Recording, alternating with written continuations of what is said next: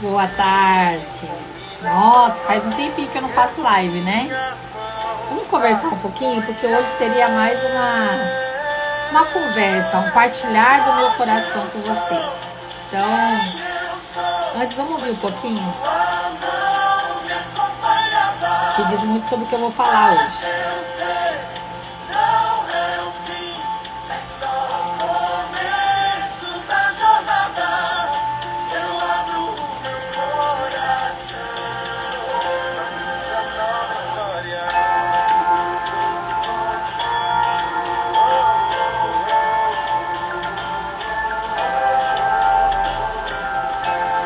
Foram grandes emoções, foram dias gloriosos, né? Tudo que a gente viveu lá. E eu queria, na verdade, dar o meu olhar para vocês diante daquilo que eu tenho vivido, das minhas experiências, para que de alguma forma possa gerar em você uma esperança, um querer sair do lugar, um querer se mover para coisas novas, né? Para sua vida.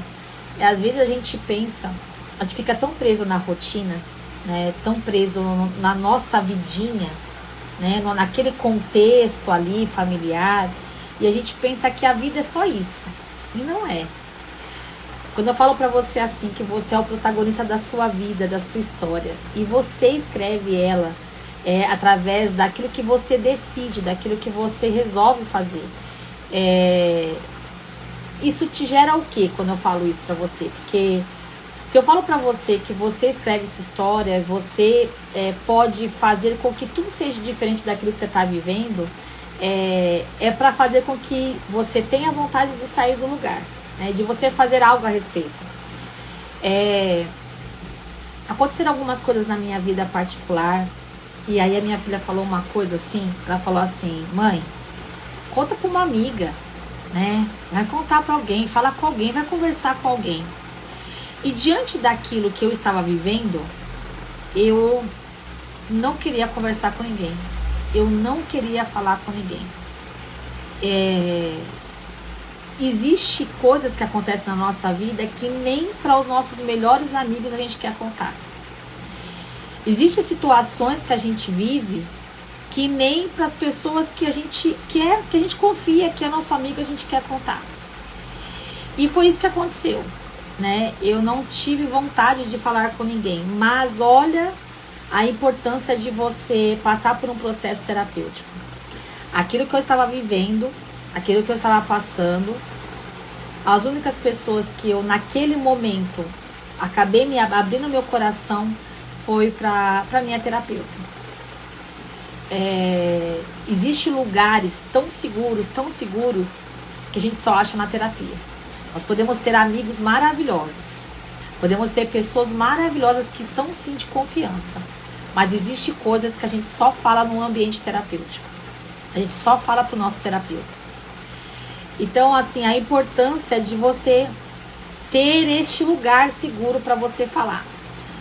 E esses dias foram, eu saí de eu tava vivendo algo muito difícil na minha vida, e que eu tinha que tomar algumas decisões, e eu ter decidido ir, né, porque na verdade eu passei por uma terapia, diante daquele furacão que eu tava vivendo, e a minha terapeuta falou assim: vai pra lá, porque lá tem cura pra você, porque eu tava decidida a não ir mais. E diante daquilo que eu vivi naquele ambiente terapêutico, eu falei: não, eu vou. Decidi ir. E foi a melhor escolha que eu fiz, né? Ter ido viver esses dias com as meninas, né? Ter estado naquele lugar e ter me conectado a tantas pessoas que eu me conectei. Cada abraço me curava sem elas saberem, né? Porque o abraço, ele tem esse poder. Então eu fui tão abraçada, e eu abracei tanto que sim, teve o poder de me curar de algumas dores que eu estava vivendo no meu particular. E então, assim, você entende que às vezes você se perceber e você procurar ajuda, isso pode ser determinante para algumas coisas que você está vivendo. Porque o olhar de um terapeuta, ele não vai ter a emoção. Se você conta para sua mãe, se você conta para sua amiga, ela ama você. E aí vai ter envolvimento emocional. Ela pode falar alguma coisa que é do coração dela, entende? Quando você fala no ambiente terapêutico, ali não tem um envolvimento emocional. Por não ter esse envolvimento emocional, a pessoa está do lado de fora, enxergando a sua situação. E ela vai te trazer muito mais clareza do que você teria com um amigo, com um familiar. Porque ela consegue enxergar de uma maneira mais ampla. E foi fundamental eu ter esse lugar seguro, eu ter esse lugar de terapia, para me falar algumas coisas e abrir os meus olhos para aquilo que eu estava vivendo. Então, quando eu falo para você que é fundamental que você cuide das suas emoções, eu estava vendo um podcast agora, né? De um homem que eu gosto muito dele. Ele tem um livro, eu tô com ele, um livro dele aqui em algum lugar. Ah, esqueci onde que tá. Eu tenho um livro dele que ele fala divinamente. Onde que é? É branco. Deixa eu ver se tá aqui. Ah, não sei onde que tá. Divinamente, ele fala da gente ter a mente de Cristo, né? Jesus, ele chorou, mesmo sabendo que ele ia ressuscitar Lázaro. Jesus foi tentado no deserto. Jesus passou por tantas coisas sentimentais, emocionais, e ele nos ensinou como é sentir. O problema é que a gente não quer sentir, né? A gente quer se livrar da dor. A gente não quer ter aquele sentimento. A gente acha que o sentimento ele é ruim, né? Que ele vai nos matar. E ele não vai. O sentimento ele é uma informação daquilo que você precisa fazer. Então, quando você estiver sentindo algo, passando por algo, tendo os seus desafios internos, pessoais, é fundamental que você pare para pensar sobre aquilo que você está sentindo. Só que nós não fazemos isso. As pessoas, elas vão vivendo de maneira impulsiva, sem parar às vezes para pensar. Peraí, por que eu tô com esse sentimento aqui? Qual que é o tamanho disso para mim? E viver isso, e viver essa dor. Eu ouvi uma frase essa semana, né? Nesses dias que eu fiquei, que ficou gravada assim para mim. A gente nós aprendemos a respeitar as pessoas, mas a gente não aprendeu a se respeitar. A gente facilmente a gente consegue respeitar o outro, ter o olhar para o outro, fazer as coisas pelo outro, mas a gente tem uma dificuldade enorme da gente se respeitar diante daquilo que a gente está vivendo.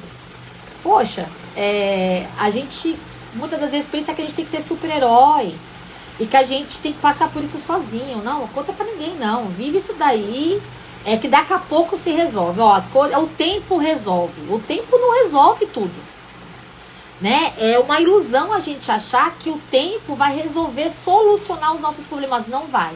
Porque até a oração é orar com ação. Não adianta você só dobrar o seu joelho no chão e você entregar tudo isso para Deus e você não fazer nada a respeito daquilo que você está passando. Não vai adiantar. Deus vai te ouvir, Deus vai te consolar, Deus vai te confortar, mas não vai solucionar o seu problema sem que você faça algo. Você é o responsável por aquilo que você está vivendo. Você é responsável por aquilo que as pessoas estão fazendo com você. Nós não nos respeitamos. A gente coloca o outro, o amor do outro, as coisas, sabe, sempre as outras pessoas na nossa frente. Eu aprendi tanto esses dias. Eu ouvi uma das pessoas, eu fui uma das convidadas, né, da Meli e da Arielle, numa roda de conversa. E nessa roda de conversa, eu e mais 3 mulheres de Deus falaram sobre as histórias delas, né, os testemunhos delas. E não é o acontecimento em si, mas é o que eu senti diante do acontecimento. Por exemplo, você foi abusada, você foi violentada, você foi rejeitada. Não é a rejeição em si, mas é o que você sentiu diante da rejeição. Então, e cada um vai sentir de um jeito. Tem uma pessoa que ela contou algo particular da vida dela, que às vezes aquilo que a gente vive, aquela cena, aquela informação, aquele impacto do trauma na nossa vida, ele vai nortear toda a nossa adolescência, a nossa vida adulta, se a gente não tratar, se a gente não olhar para isso. E não é o acontecimento, mas é o que eu senti diante do acontecimento. Cada um vai sentir de um jeito, que nem eu falei pra você. Então, às vezes a gente quer ignorar, achar que não foi tão grande, sabe? Comparar a dor. E a sua dor não se compara. A sua dor, ela é sua, só você sabe o quanto que tá doendo. Ninguém tem o poder de saber, a não ser Deus. Só você sabe, diante daquilo que você tá vivendo, daquilo que você tá passando, o quanto que tá doendo, o quanto que você precisa de ajuda. E não se engane você achar que o tempo vai resolver. Você precisa olhar para isso. Você precisa enfrentar isso. E você precisa vencer isso. Então, poxa vida, de verdade, gente. Eu tô falando para vocês algo que eu vivo, que eu passo. Eu tenho também as minhas lutas. Eu também tenho as minhas guerras. E se não fosse um ambiente terapêutico para me ajudar diante daquilo que, sabe, do olhar, porque assim, Deus, sabia que ele é um Deus emocional? Sabia que Deus se ira? Tá na Bíblia. Que Deus se ira. Tá na Bíblia que Deus tem sentimentos, não igual aos nossos, mas ele sente. A nossa alma, ela precisa ser olhada. O que é alma? Se o espírito volta para Deus e a carne vai para o pó, quem tem que se converter é a nossa alma. E o que é a nossa alma? Sentimentos, emoções, psique. Tudo isso é a nossa alma. Então, não é não sentir, mas é a gente aprender a sentir. Não queira se livrar da sua dor, dos seus sentimentos e querer ser o que você não é. Mas você pode aprender com aquilo que você é. Você pode aprender com a dor que você está passando. Todas as meninas que estavam lá na frente, contando, algo por causa que elas venceram uma dor. E cada uma com uma história, sabe, incrível. A Sheila, né, ela pesava 130 quilos e ela não passou por bariátrica. Ela aprendeu a respeitar o alimento. E ela falou isso pra mim, virou uma chave. Eu falei assim, Sheila, eu não vou me esquecer disso. Ela falou assim, Carol, você precisa respeitar o alimento. Porque é igual droga. A gente come sentimentos. E muitas das vezes a gente não se percebe e a gente compulsivamente desconta ou no alimento, ou no serviço, ou numa droga, ou no sexo. De alguma maneira a gente tenta fugir, se refugiar daquela nossa dor através de uma compulsão. Então, você precisa olhar para aquilo que você está sentindo. Só que às vezes aquilo que você está pensando não é o que aconteceu. Por exemplo, o que aconteceu comigo esses dias foi o meu olhar diante do acontecimento. Mas o meu olhar, ele estava fragmentado diante de muita dor. E o terapeuta, as minhas duas terapeutas, elas olharam para aquela situação com outro olhar que eu não tinha olhado. Essa é a diferença. Deus usa pessoas. Deus, ele pode vir falar com você, sim. Através da palavra dele, através de um sonho, através de uma visão. Mas Deus também pode falar com você através de uma pessoa. Deus usa pessoas. É a forma que ele tem de se comunicar com a gente. Então, hoje em dia, nós estamos vencendo. Nós estávamos num encontro, né? Com mais de 80 terapeutas, né? Em volta de 80 terapeutas, psicanalistas, que cada uma no seu processo passou por uma transformação de uma dor em um testemunho. Elas, através do autoconhecimento, conseguiram se enxergar, se olhar e hoje ajudar outras pessoas. Foi incrível. Às vezes a gente tem um abraço, como às vezes a gente tem um olhar, como a gente ouviu o outro falar, né? Do testemunho dele, daquilo que ele venceu, nos ajuda, nos fortalece. Então quando a gente ouve o outro, né? Por exemplo, a Sheila, que ela emagreceu. Ela demorou 4 anos para emagrecer. Hoje ela entra no número 36. Tinha 130 quilos. Eu vou fazer uma live com ela. Eu vou convidar ela para fazer essa, porque o testemunho dela é incrível, né? De um abuso, ela foi abusada e esse abuso transformou um grande trauma, numa grande dor, e que ela acabou indo para comida, né? Como para poder camuflar a dor dela, e ela emagreceu, olhando para a comida com respeito, entendendo o que a comida representa para ela. E aí hoje ela consegue olhar para a comida e ter um outro olhar.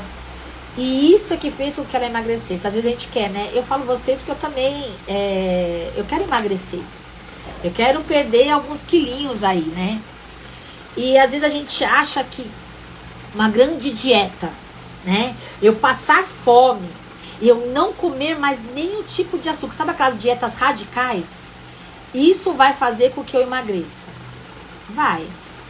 Por um tempo, se você não mudar a sua mente, se você não mudar o significado que a comida tem pra você, não vai. Então, você que tá me ouvindo, você tem suas dores. E essas dores não são para não ser olhadas. Essas dores é para você parar e pensar sobre elas. E isso não é para te matar. E isso não é castigo de Deus. E isso não é prova para você se tornar uma pessoa melhor. Eu não acredito nisso. Deus transforma a nossa dor em peso de glória. Eu sempre falo essa frase. Tem uma frase de Freud que ele fala assim: depois você vai olhar para trás e você vai ver que os melhores dias foram aqueles que você lutou. Às vezes a gente olha para trás na nossa vida, na nossa história, e a gente fala assim: poxa vida, eu só estou vivendo algumas coisas, só estou aqui para contar algumas coisas, porque eu venci aqueles dias difíceis. Então os dias difíceis, eles são pra gente viver, pra gente enfrentar, pra gente olhar pra ele com um olhar maduro, com um olhar... Só que assim, você sozinha não vai conseguir.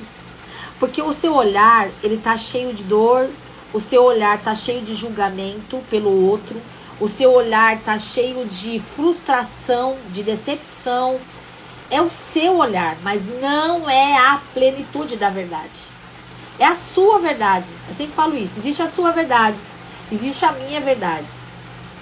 São verdade? Depende do ponto de vista.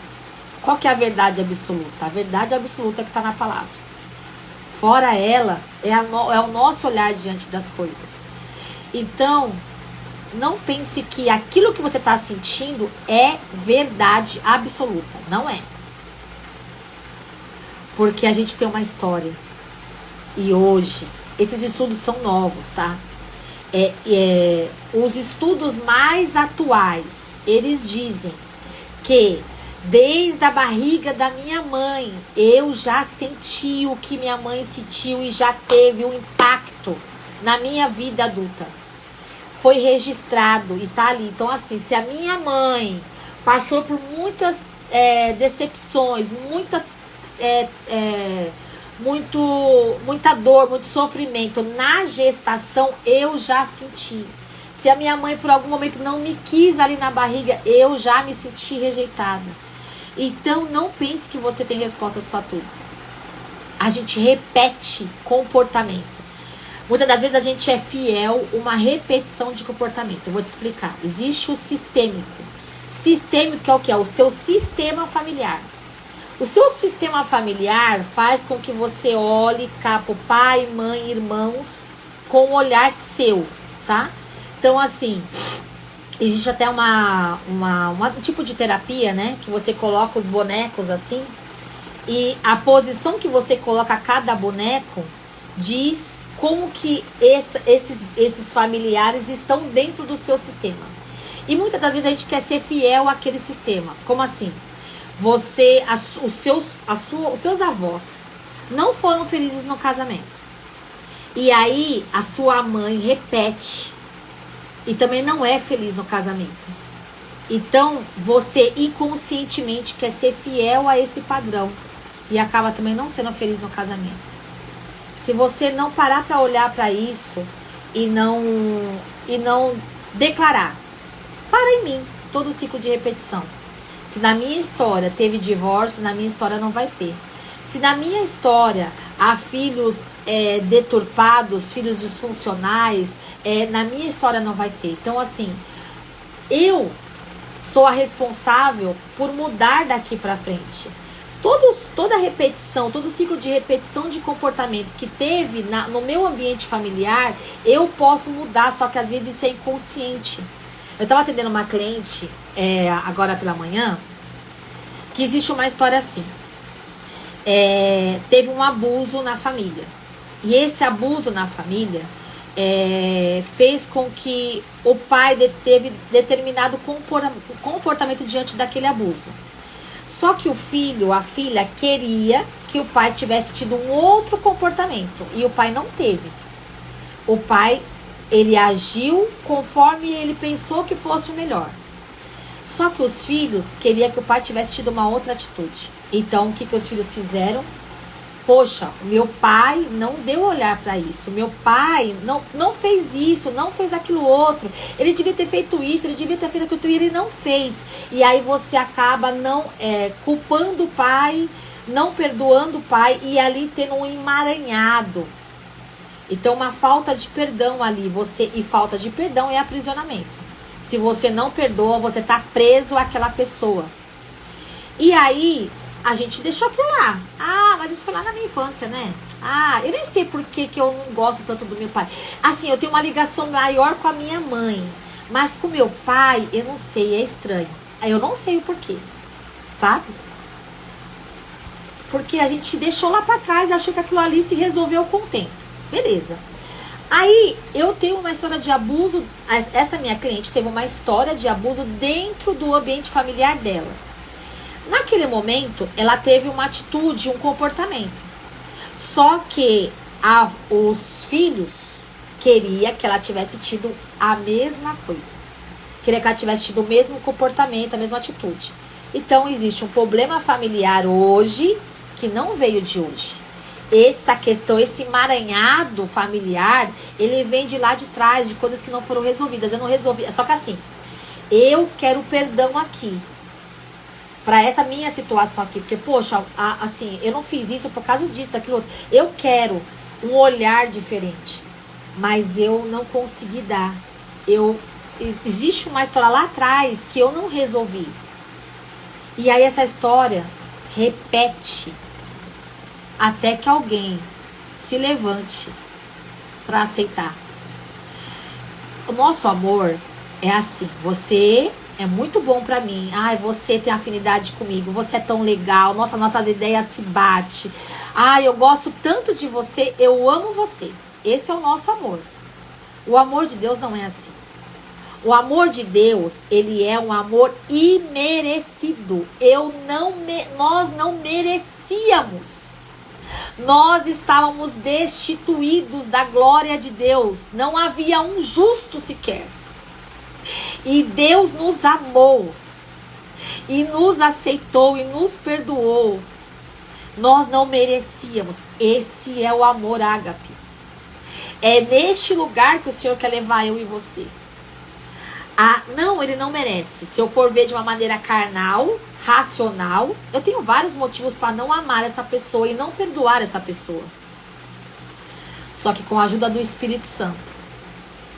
E só com a ajuda do Espírito Santo você vai conseguir amar e perdoar.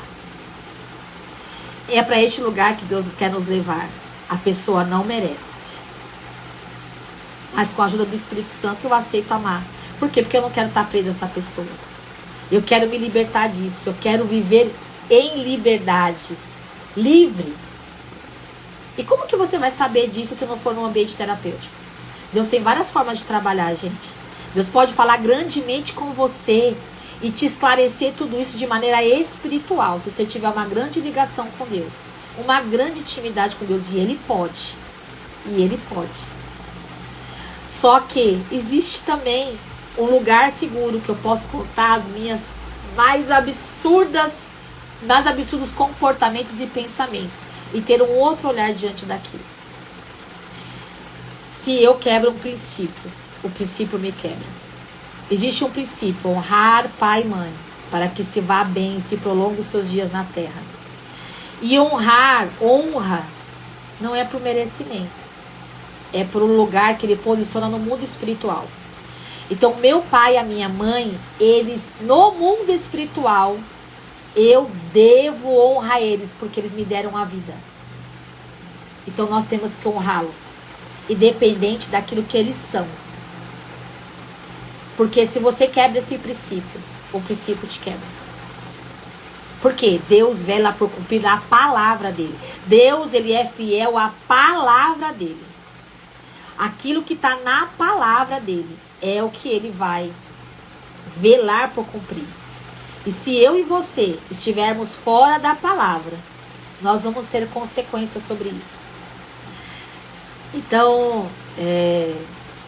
queria falar para vocês que nesses dias que eu passei lá com a Arielle, com a Meli e com as outras meninas, eu aprendi tanto com elas.